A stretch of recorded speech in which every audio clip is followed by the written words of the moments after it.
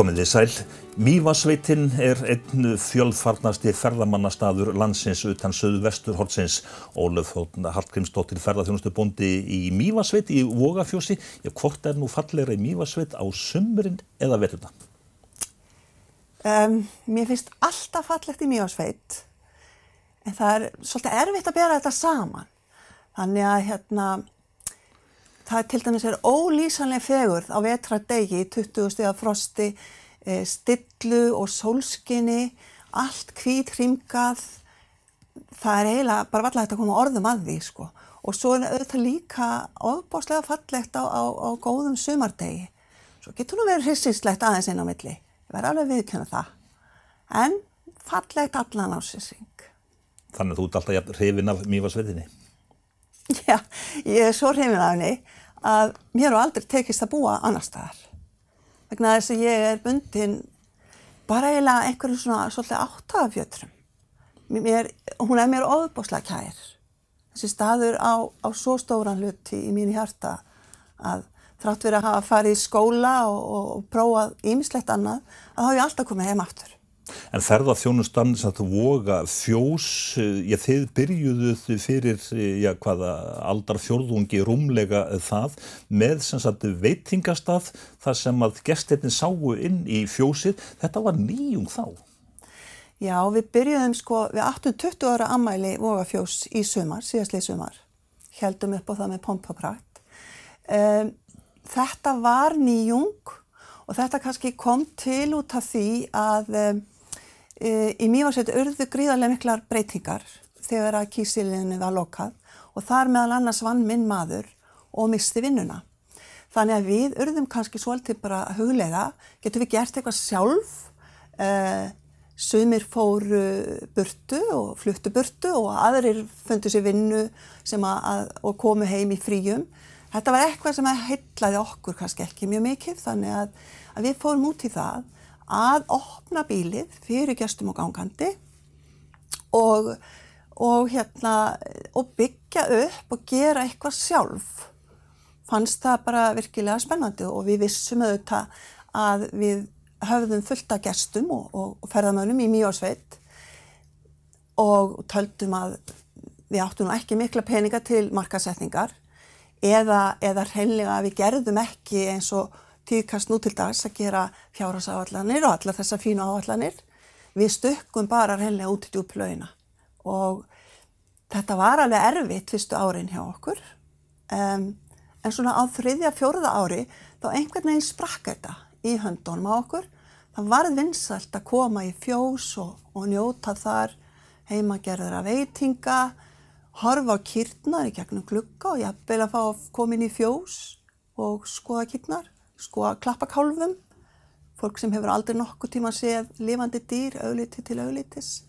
Þannig að, já, þetta átti sér aðdragandi allt saman. En þegar þið voru að kynna þetta fyrir landanum til dæmis, þessar hugmyndir að vera með veitingastað og sjá inn í fjósið, var þetta ekki bara svona hálf galið? Jú, það má eiginlega alveg segja það.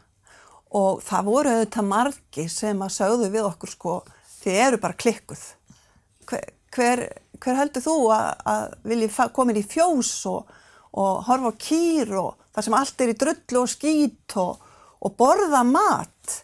En við höfum auðvitað lagt okkur gríðarlega fram það að hreinlætis það er mjög mikið hreinlæti hjá okkur.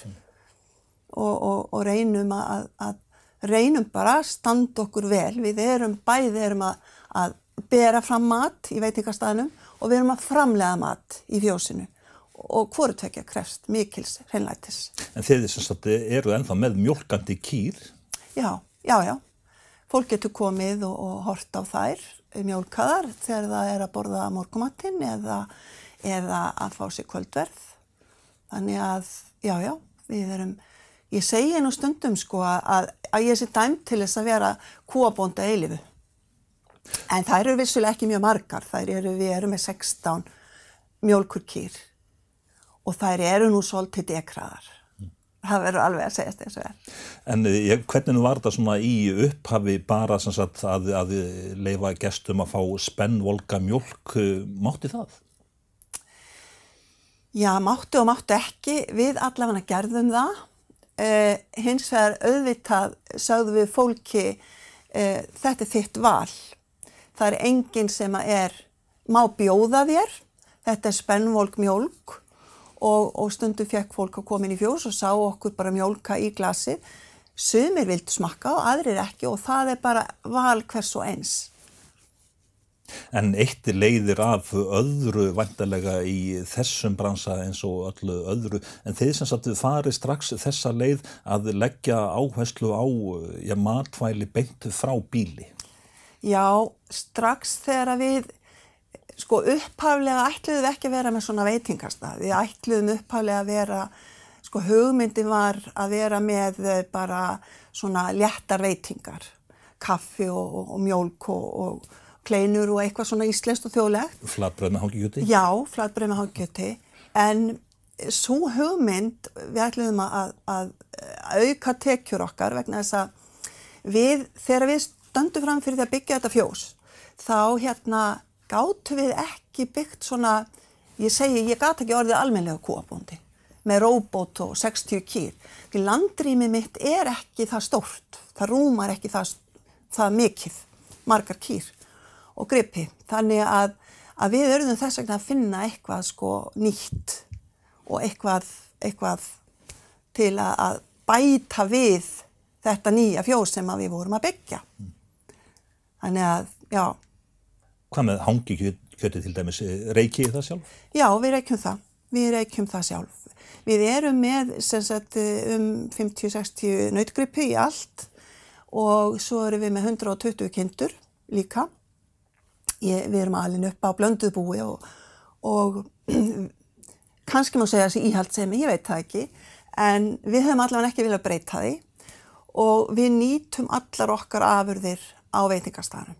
Hvort sem að ræða nautgripakjöt eða lambakjöt og nýtum það allt og við kaupum líka af nágrannabændum okkar þegar okkur vantar viðbót og erum í góðu samstarfi við fleiri bændur í sveitinni til dæmis að reykja silung fyrir okkur og sem ég tel afskaplega af hinu góða. Þá erum við að styrkja samfélagið og hjálpast að og mér finnst það svo frábært.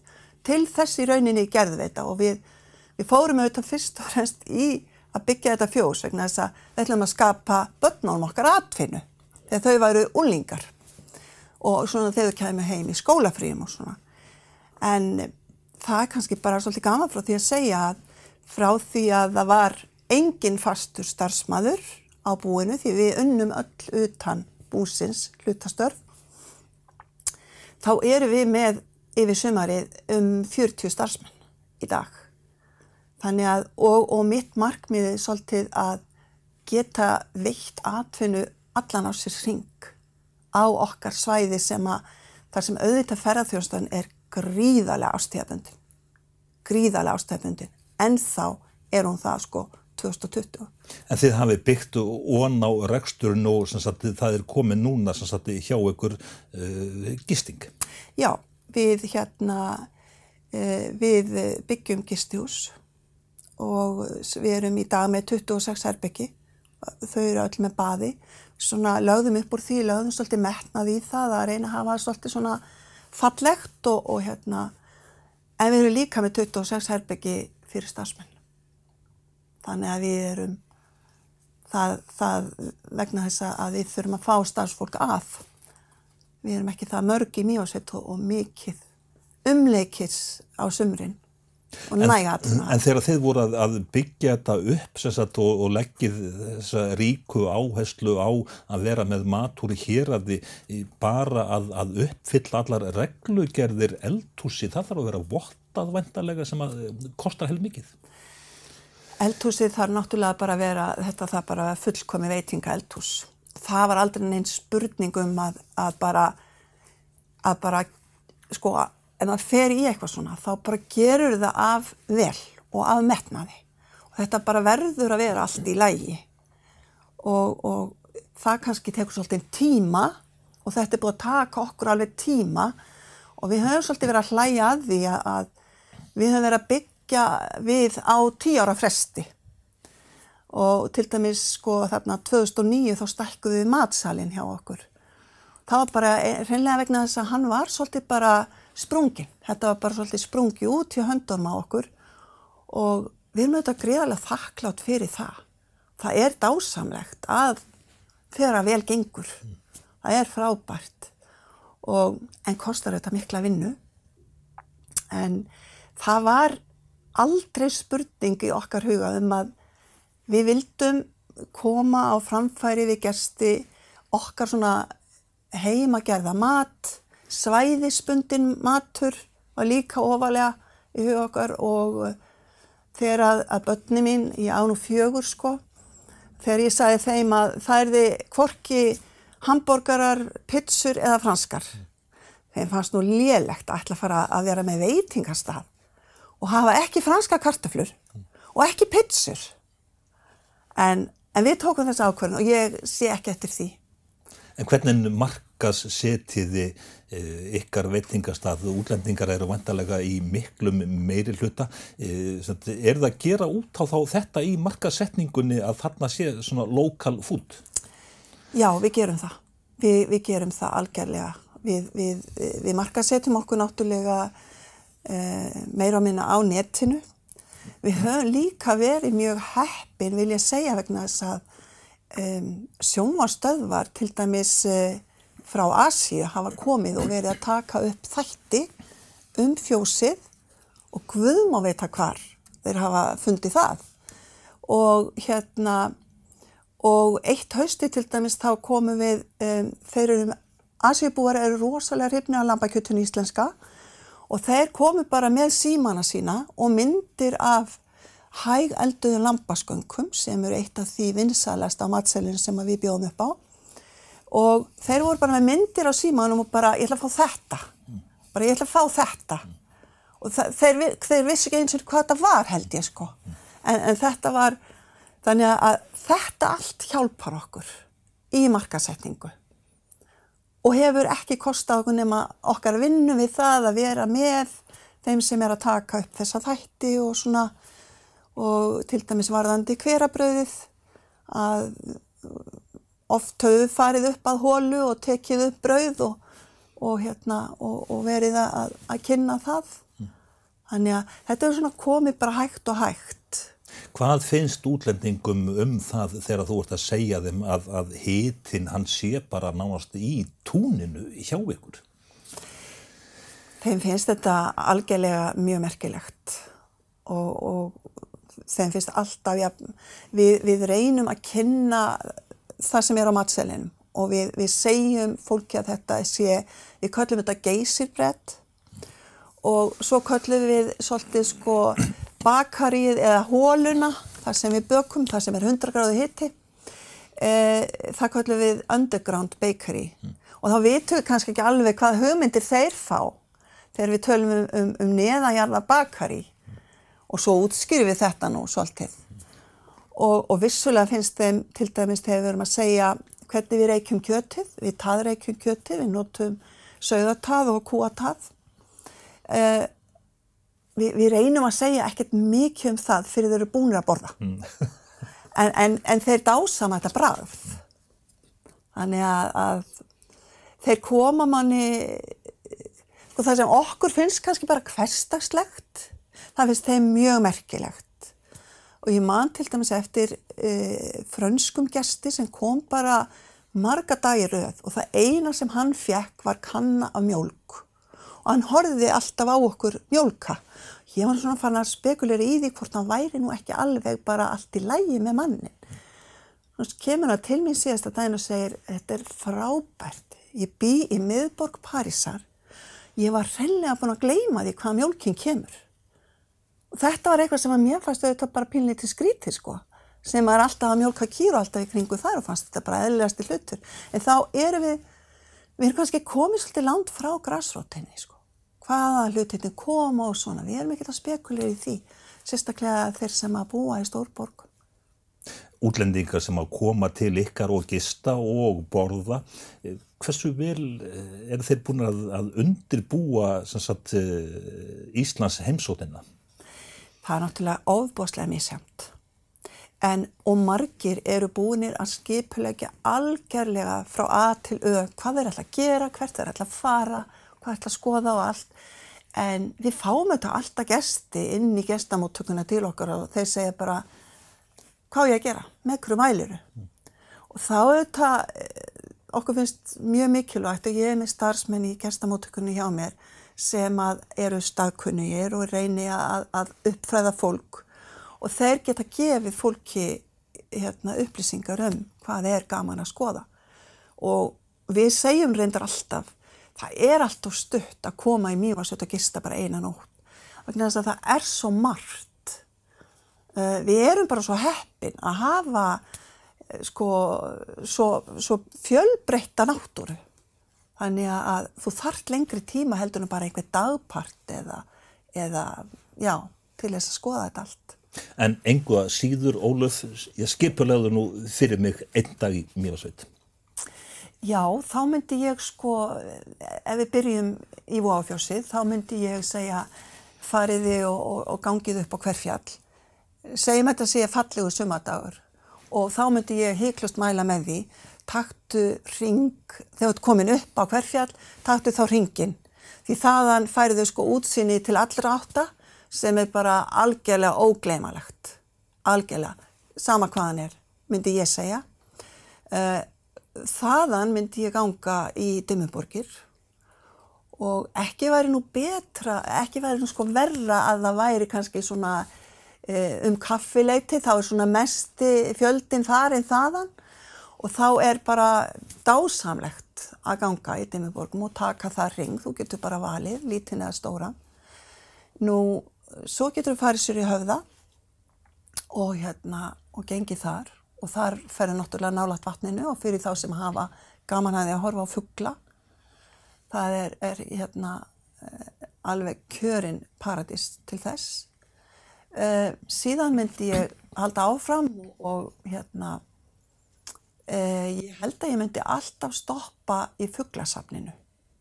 Það finnst mér dæmi svo fallega hönnun og uppsetningu og allt sem gert hefur verið. Staðsetningin á safninu náttúrulega stórkostleg á vatnsbakkanum og þú getur bara setið og hort á fuglana og svo ferðu inn á safnið og það mjög skemmtilega uppsett. Þannig ég segi við fólk bæði fyrir börn og fullorðna, ekki missa þetta af þessu farðu í fuglasafnið. Svo myndi ég fara náttúrulega á hverasvæðin.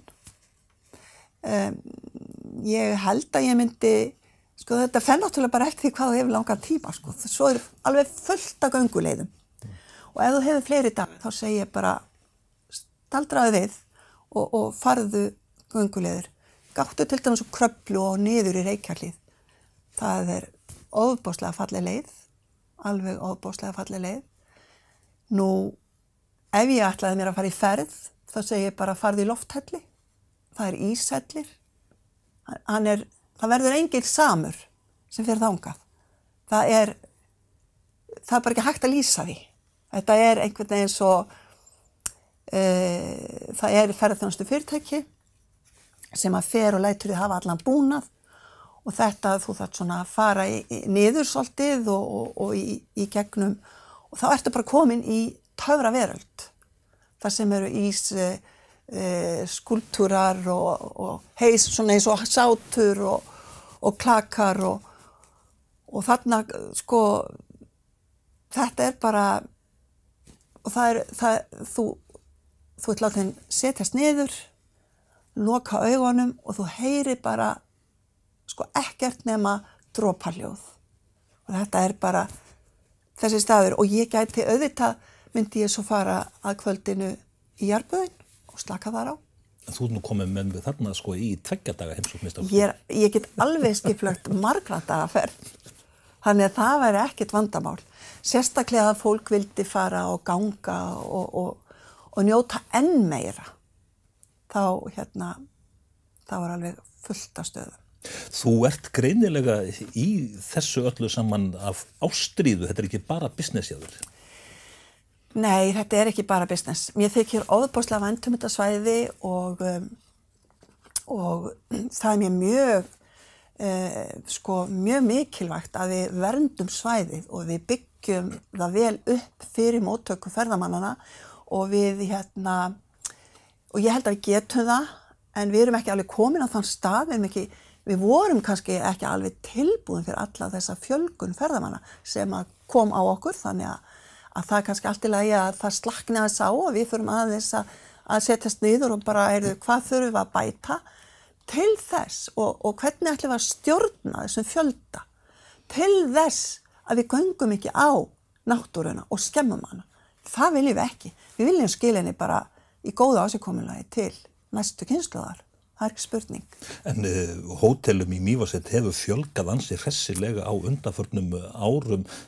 Ráðum við þennan fjölda í Mývatnssveit? Já, hótelum hefur fjölgað mikið.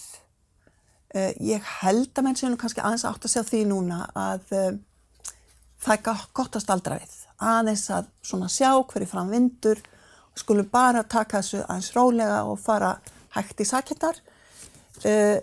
Ég held nú að við séum ekki, ef okkur tekst að stjórna og byggja upp, að þá sé engin hætta á ferðum.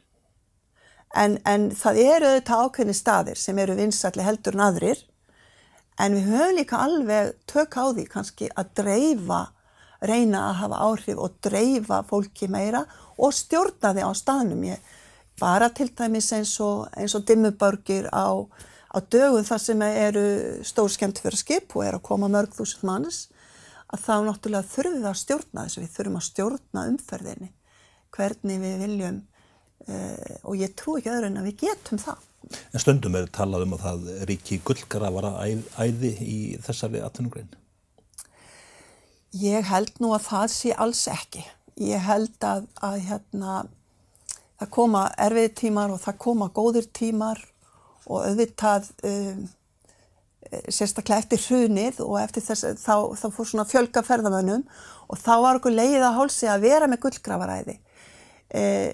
Auðvitað grípur fólk tækifæri eða sér tækifæri. Guð almáttugur, annars væri það bara óeðlilegt og ég fagna því. Sumt gengur vel, annað ekki. Ég held bara að þeir sem fara í ferðaþjónustu með einhver dollarmerki í augunum eða gullgrafaræði, þeir endast ekki þar. Þeir hætta. Ég held það bara. Vegna þess að þetta þú þarft að fylgja þessu eftir, það er mikil vinna og ef þú ætlar að gera þetta vel, ef þið ætlar sama og þú ætlar ekki að gera þetta vel, það spyrst fljótt út og fólk ekki að koma þangað og sækja það.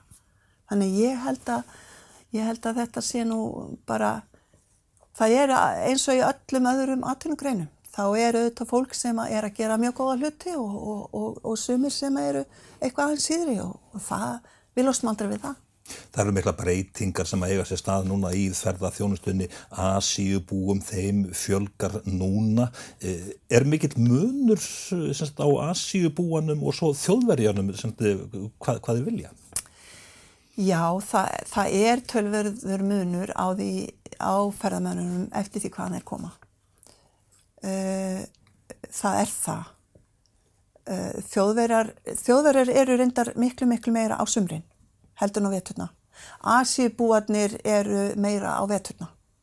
Við erum ekki að sjá svo mikið Asíubúum á sumrin, sko. En Bandaríkjamenn eru svona þeir sem eru eiginlega allan á sér hring og þeir eru oft frekar mjög þægilegi gestir og það eru auðvitað ákveðnar þjóðir sem eru erfiðar en aðrar í þessu. Það algjörlega þannig. En mér finnst Asíubúarnir, þeir eru að koma og það eru þetta mjög jákvætt, þeir eru að koma á veturna. Þeir eru að koma núna í janúar, febrúar, mars og þeir eru svona kannski líka, norðurljósin eru þeim gríðarlega ofarlega í huga. Og það kannski 30 manns að borða inn í sal og maður kemur inn og segir, heyrðu, það eru norðurljós núna, það hlaupa allir út frá diskonum og bara til að sjá norðurljósin. Þeir eru komnir hingað til þess að sjá norðurljósin. En trúa allir á jólasveinana í Dimmuborgum? Já, það held ég. enda eiga þær heima þar og eru náttúrulega alveg frábærir og og eru náttúrulega svona missýnilegir en já, ég held það. Mér finnst þeir frábærir, algjörlega og hef farið með gesti þangað og það ber öllum saman það. Þeir eru voða skemmtilegir. Svona hefðbundinn dagur hjá þér í Vogafjósi? Já, það nú svolítið misjafnt hvort ég fer í fjós að mjólka sko, eða ekki. Ég nú náttúrulega farin að gera það aðeins minna. Sonur minn komin inn í búskapinn með okkur. En ég leysi hann af og svo erum við líka með starfsmann. Þannig að ef ég fer í fjós þá ég að fara á fætur bara rétt fyrir 7 og ég búin að mjólka svona kannski klukkan 8:30 og svo sest ég við skrifborðið og í alls konar einhverjum útréttingum og stundum erum við að taka á móti hópum og segja þeim frá hvað við höfum verið að gera eða fara með það og taka upp brauð eða það fellur alltaf eitthvað til og núna erum við í heilmiklum framkvæmdum. Við byggðum við á síðasta ári og tókum í notkun viðbyggingu við Vogafjós sem var ný gestamóttaka og svona svæði þannig að fólk getur bara sest í sófa og látið fara vel sig. Þetta var svona rauninni hugsað til þess að bæta bæði aðstöðu fyrir starfsfólkið okkar og líka gestina. Og það bara að mínu áliti þá hefur það mjög mikið tekist. Við sáum alveg hvað þetta kom í góða þarfir síðastlið sumar. En svo ákváðum við að loka núna 15. nóvember og opnum aftur núna 1. febrúar og erum búin að vera að gera upp matsalinn hjá okkur. Og það nú handtak. Þannig að vonandi verður þetta allt orðið klárt 1. febrúar. Ólöf Hallgrímsdóttir, ferðaþjónustubóndi í Vogafjósi í Mývatnssveit. Þakka þér fyrir spjallið. Takk fyrir sömuleiðis.